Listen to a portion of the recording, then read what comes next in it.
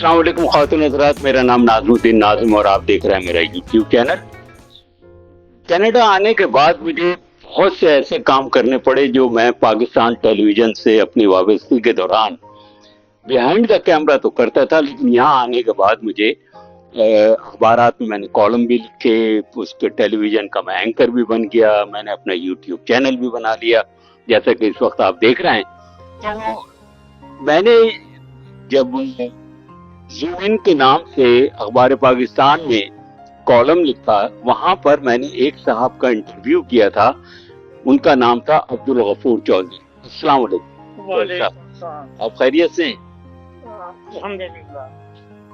یہ چودھری صاحب ہیں اور یہ ان کی شخصیت کو ہم آج اور زیادہ دریافت کریں گے۔ ان سے 2015 میں میرا وہ انٹرویو ہوا تھا، تو آج میں چاہتا ہوں کہ 9 سال کے بعد ہم جب مل رہے ہیں تو دیکھیں کہ انہوں نے کیا کچھ اچھی کی۔ تو صاحب یہ بتائیے، میں چاہوں گا سب سے پہلے کہ آپ ذرا اپنی زندگی کی ابتدا کے بارے میں بتائیے کہ آپ نے شروع کہاں سے کیا تھا؟ میری پیدائش جو ہے وہ کاموں کی ڈسٹرکٹ گجرانوالہ سے ہے۔ میں 28 جنوری 1935 میں پیدا ہوا، اور اس وقت کاموں کی جو تھا وہ ایک بہت چھوٹا سا قصبہ تھا۔ اس کے بعد یہ ہے کہ 1947 میں پاکستان بنا، تو اس کے بعد سے سلولی وہاں کی آبادی جو ہے وہ بڑھنا شروع ہوئی۔ تو میری جو ابتدائی اور ثانوی تعلیم جو ہے یہ کاموکی میں ہوئی، اور میٹرک پاس کرنے کے بعد باقی تعلیم جو ہے وہ لاہور میں ہوئی۔ لاہور میں میں نے پنجاب یونیورسٹی سے ایم اے سوشل ورک کیا تھا، اور اس کے بعد میں ایک پروگرام کے تحت 1965 میں امریکہ آ گیا، اور وہاں پہ میں 3 سال رہا، اور میں نے ایم اے سوشل ورک کی 2nd ڈگری میں نے حاصل کی، اور اس کے بعد میں نے وہاں پہ 1.5 ایئر کے لیے فل ٹائم جاب کی، اور تقریباً 3 سال کے بعد میں واپس پاکستان چلا گیا۔ تو صاحب یہ بتائیے آپ کہ یہ سوشل ورک کو آپ نے کیوں چنا؟ آپ دیہاتی بیک گراؤنڈ رکھتے تھے اور اس کے بعد آپ شہر میں آئے پڑھنے کا، جب آپ نے انتخاب کیا تو آپ نے ماسٹر کی اس میں سوشل ورک میں، کیوں؟ اصل میں نا 2 چیزیں تھیں۔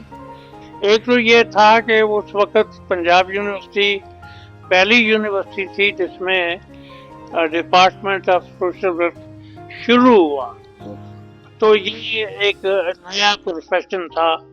اور دوسری بات یہ ہے کہ جہاں تک میری یادداشت کا تعلق ہے، میں ہائی اسکول میں سوشل ورک میں میرا انٹرسٹ ہو گیا تھا، اور بزم اخلاق کے تحت ہم نے ایک چھوٹا سا گروپ اسٹوڈنٹس کا بنایا، اور اس کی ابتدا جو تھی وہ مساجد میں جا کے ہم صفائی کرتے تھے۔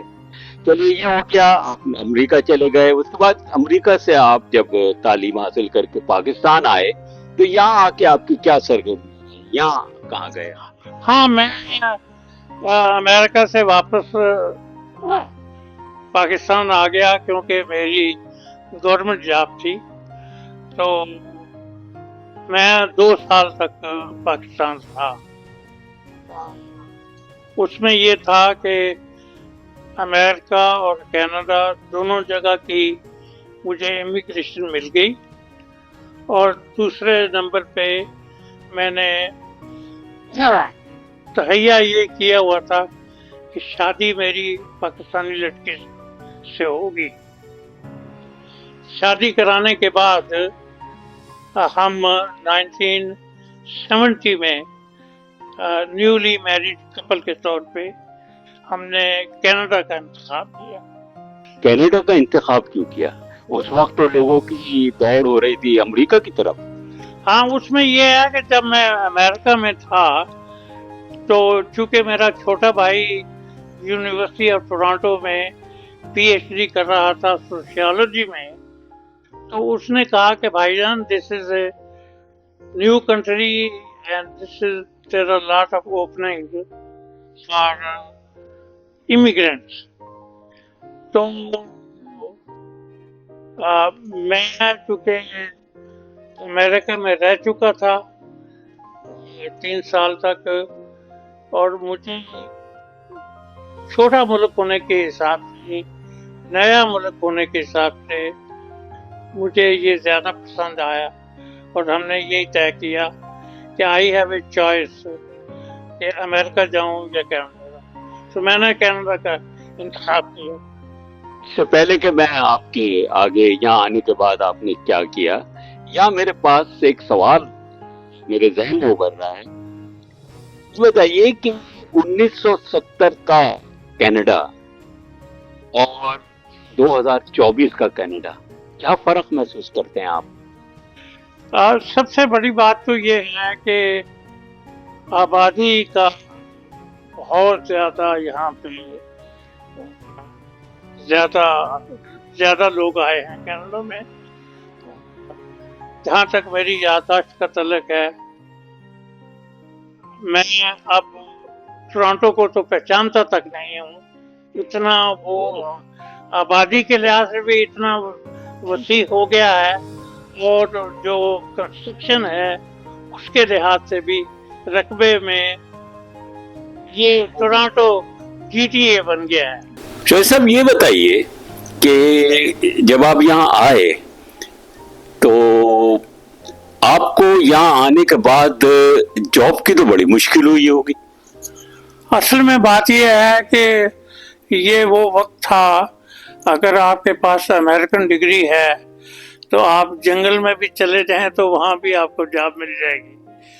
तो वैसे भी ये है कि इतने ज़्यादा तादाद में उस वक्त यहाँ इमिग्रेंट्स नहीं थे, तो मुझे तो 1 महीने के अंदर अंदर जॉब मिल गई, और मैंने चाइल्ड वेलफेयर में 27 वर्ष तक काम किया। आपके जॉब की नौयत क्या थी? यहाँ पे ओंटारियो प्रोविंस में बच्चों की प्रोटेक्शन के लिए एक एक्ट है, उसको कहते हैं चाइल्ड वेलफेयर एक्ट। उसके तहत दूसरे जो प्रोविंस हैं वहाँ तो मिनिस्ट्री है, उसके तहत एक डिपार्टमेंट है। ओंटारियो इसलिए मुख्तलिफ है कि यहाँ पे काफ़ी चाइल्ड वेलफेयर एजेंसीज जो हैं, जिनको चिल्ड्रन एड सोसाइटीज़ कहते हैं, और वो हर बड़े शहर में मौजूद हैं। उस चाइल्ड वेलफेयर एक्ट के तहत बच्चों की परवरिश के नुक्ता नज़र से, बच्चों की प्रोटेक्शन के नुक्ता नज़र से, वो ये एजेंसीज का मैंडेट है कि अगर कोई बच्चा जो है वो अब्यूज़ का शिकार होता है, वो फिजिकल भी हो सकता है, वो सेक्सुअल भी हो सकता है, वो इमोशनल भी हो सकता है। चलिए हम अब आते हैं,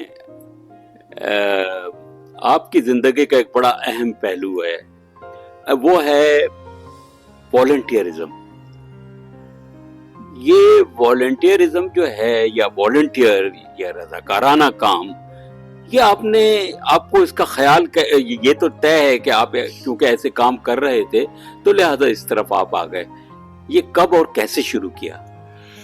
मैं जी 1997 में मेरी रिटायरमेंट हो गई, और उसके बाद मैंने महसूस किया कि अल्लाह सुब्हान ताला ने मुझे उम्र के अलावा अच्छी सेहत भी दी हुई है, तो मैं क्यों ना जॉब जो है جو میرا ایکسپیرینس ہے اس کو کام میں لاؤں، اور میں نے والنٹیئرزم کی طرف میری توجہ ہو گئی۔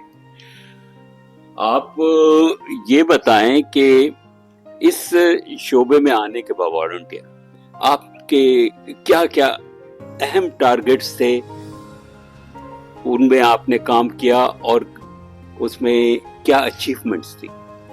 ایک تو یہ ہے کہ 1 سال میں نے اسنا کے ساتھ ایز اے والنٹیئر کام کیا، اور ان کا department of community and social services establish کیا۔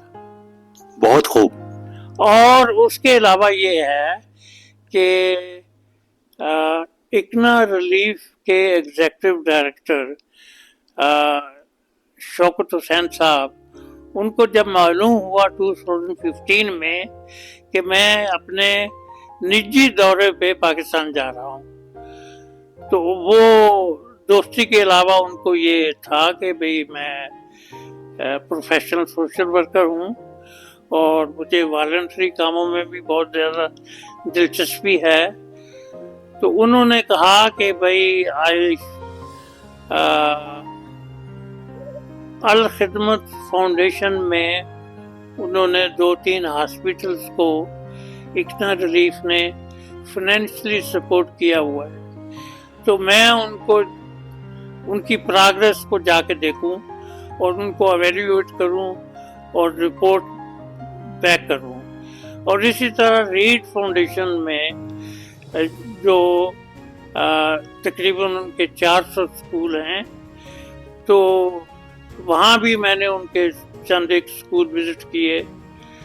آپ پاکستان گئے اور آپ نے جا کے وہاں پر یہ سارے اسکول وزٹ کیے؟ جی ہاں، تو میں واپس آیا تو میری جو رپورٹ تھی اس میں سب سے زیادہ مجھے ریڈ فاؤنڈیشن کے اسکول جو تھے نا، ان سے میں بہت متاثر ہوا، اور میں نے اکنا ریلیف کو کہا کہ چونکہ وہ ریڈ فاؤنڈیشن والے آپ کے پاکستان میں پارٹنر ہیں، تو ان کو کہیں کہ میں ایک اسکول اسپانسر کرنا چاہتا ہوں، تو وہ پرپوزل بنا کے بھیجیں۔ تو انہوں نے 2015 کے آخر میں، میرا دورہ جو تھا وہ 2015 کے شروع میں تھا، تو انہوں نے پرپوزل بنا کے بھیج دی، اس کا بجٹ کیا ہوگا اور اس کے سارے میپس وغیرہ۔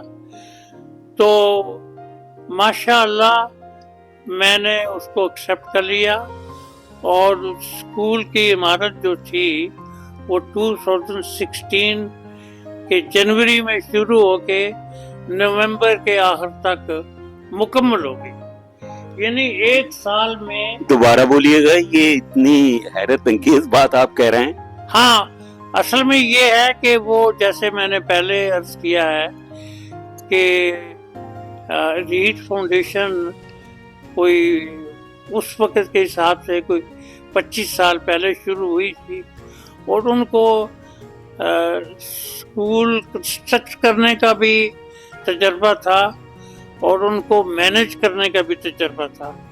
یہ 1 سال میں مکمل ہو؟ ہاں، 1 سال میں بلڈنگ مکمل ہو گئی، اور اس میں انہوں نے یہ بات بھی ان کے ذہن میں تھی کہ جو ایگزسٹنگ اسکول تھا وہاں پہ گریڈ 8 تک، وہ پرانی اس کی عمارت تھی، تو عمارت ویسے تو صاف ستھری تھی لیکن وہ بہت پرانی تھی، وہ ڈینجرس بھی ہو سکتی تھی۔ تو وہ یہ تھا کہ میں سمجھتا ہوں کہ بچوں کی بھی خوش قسمتی ہے، اسٹاف کی بھی خوش قسمتی ہے کہ وہ 1 سال کے اندر وہ شفٹ ہو گیا پورا کا پورا اسکول۔ یہ اسکول آپ نے کس کے نام کیا؟ یہ اسکول جو ہے یہ میں نے، یا بلکہ یہ کہنا چاہیے ہم نے اپنے والدین کی یاد میں بنایا، اور اس کی میں اس وقت تک اس نتیجے سے پہنچ چکا تھا کہ ایجوکیشن جو ہے نا، it is very very important, یہ اسکول جو ہیں یہ صدقہ جاریہ ہوگا، اس لیے کہ جب تک وہ عمارتیں کھڑی ہیں اتنی دیر تک طالب علم جو ہیں یا طالبات جو ہیں وہ اس سے فیض یاب ہوتے رہیں گے۔ تو صاحب یہ بتائیے آپ کہ ابھی کوئی اور بھی وہاں کوئی پروجیکٹ ہے جو آپ کر رہے ہیں یا کر چکے ہیں؟ آپ نے صرف ایک ہی اسکول بنایا؟ نہیں، اصل میں یہ ہے کہ میں نے جب دیکھا کہ اتنے اچھے طریقے سے اسکول کی عمارت بنی ہے تو وہ اسٹوڈنٹ کی جو تعداد تھی وہ بھی ہر سال بڑھتی رہی اور اس کی ضروریات بھی بڑھتی رہی، تو اس اسکول کی اس وقت 4 عمارتیں ہیں۔ جو پہلی عمارت تھی ایل شیپڈ جس میں 10 کلاس روم تھے، تو اس میں ایک منزل کا اضافہ کیا گیا تو 5 کلاس روم اس پہ ایڈ ہوئے۔ تو اب وہ جو بلڈنگ نمبر 1 ہے اس میں 15 کلاس روم ہے۔ ٹھیک ہے۔ تو اس کے بعد یہ ہے کہ انہوں نے یہ خواہش ظاہر کی کہ ہم یہ چاہتے ہیں، کیونکہ بچے اور بچیاں دونوں ہیں، ہم یہ چاہتے ہیں کہ یہ بلاک جو ہے اس کو ایکیڈیمک بلاک ہیں اور اسکول کے پرنسپل کا دفتر اور ایڈمنسٹریٹو جابز جو ہیں ہاں وہ دوسری جگہ پہ، اور اس کی پھر انہوں نے پروپوزل سبمٹ کی، اور یہ سمجھیں کہ سیکنڈ پروپوزل تھی، پہلی اپنا دوسری پروپوزل تو تھی نا تیسری منزل کی، اور یہ جو تھا ایڈمنسٹریٹو بلاک وہ پھر آپ نے بنا کے دیا؟ ہاں بنا کے دیا۔ ٹھیک ہے۔ اچھا، وہ جب ہوا ان کو تو یہ ان کا خیال آیا کہ بھئی میں اتنا زیادہ انوالوڈ ہوں، تو انہوں نے پھر مجھے بتایا کہ وہ گریڈ 8 تک 8ویں جماعت تک یہ اسکول ہے، لیکن یہ ہے کہ 6ٹھی جماعت کے بعد جو لڑکے ہیں نا وہ ایج فیکٹر کی وجہ سے ان کو وہ اپنے دوسرے ہائی اسکول میں بھیج دیتے ہیں۔ تو کیا ہی اچھا ہو کہ اگر ہم ایک بوائز کیمپس بنا لیں، ہمارے پاس زمین ہے، وہ ایڈجسٹنٹ ہے زمین، تو اس کی ہائی اسکول کی جو کلاسز ہیں وہ لڑکوں کے لیے علیحدہ ہو جائیں اور ان کی سیپریٹ انٹرنس ہوگی، لیکن پھر بھی وہ مین کیمپس کا حصہ ہوں گے۔ تو وہ ماشاء اللہ وہ بھی بن گئی۔ اچھا، وہ کب بنی؟ اب وہ یہ ٹوٹل جو ہے نا وہ 4 بلڈنگ بنانے کے لیے، بلکہ 5 کہنا چاہیے، وہ تقریباً 8 سال لگ گئے، یعنی ہر سال ہر دوسرے سال وہ ایک اضافہ ہوتا رہا۔ لاسٹ جو تھا نا جو 2 سال پہلے مکمل ہوا، وہ یہ تھا کہ آزاد کشمیر کے ڈپارٹمنٹ آف ایجوکیشن نے جب اس اسکول کی بلڈنگ دیکھی اور اس کی مینجمنٹ دیکھی تو وہ بہت امپریس ہوئے، تو انہوں نے اس کو ہائی اسکول کا درجہ دے دیا۔ اچھا۔ ہاں، تو انہوں نے کہا کہ بھائی اب ہمارا ہائی اسکول تو بن گیا ہے، لیکن ہمارے جو اسٹوڈنٹس ہیں ان کو دوسرے سینٹر میں جا کے امتحان دینا پڑتا ہے، تو کیا ہی اچھا ہو کہ ہمارے اسکول کو سینٹر بھی بنا دیا جائے۔ تو انہوں نے کہا کہ اچھا آپ ایک ایسا ہال بنا دیں جو کامپلیکس کا حصہ ہو، لیکن یہ ہے کہ وہ ملٹی پرپز ہو، یعنی عام حالات میں वो पार्टीशन होके 3 क्लासेस बन जाएं, और जब उनको हॉल की जरूरत हो तो वो हॉल बन जाए। तो वो हॉल बन जाए। अच्छा, तो वो बन गया फिर? हाँ, वो बन गया। अच्छा, वो लास्ट आपका वो जो है प्रोजेक्ट कंप्लीट हो गया। तो सब मैं ये कोई और काम आपका, आप ये समझते हो ये तो इतना बड़ा काम है, उस स्कूल के लिए जो कुछ आपकी खिदमात हैं, ये है किस पर्टिकुलरली किस जगह पर? इसका नाम बढ़ंग है, और ये आज़ाद कश्मीर का डिस्ट्रिक्ट दिम्बर है। अच्छा, दिम्बर जो है वो उसका डिस्ट्रिक्ट हेडक्वार्टर भी है, और जैसे टोरंटो फैला है इस तरह वो शहर भी फैला है।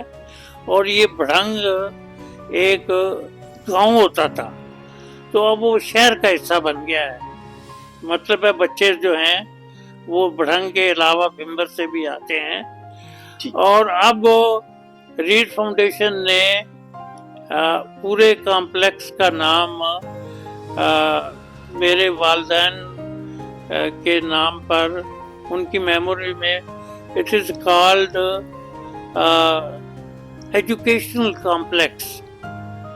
ये क्योंकि 5 बिल्डिंग हो गई है ना। तो सब बात हो गई हमारी, आपने बताया कि आपने एजुकेशन के साथ साथ आप हेल्थ सेक्टर में भी आ गए, लेकिन आपने मुझसे जिक्र किया था कि स्कूल एक और भी था, वो उसके मुताल्लिक कुछ बताइए। वो असल में स्कूल नंबर 1 का इतना तजर्बा अच्छा रहा, और इसमें ये था कि अगरचे मेरी मेजर कंट्रीब्यूशन थी, लेकिन ये हमारा फैमिली प्रोजेक्ट था।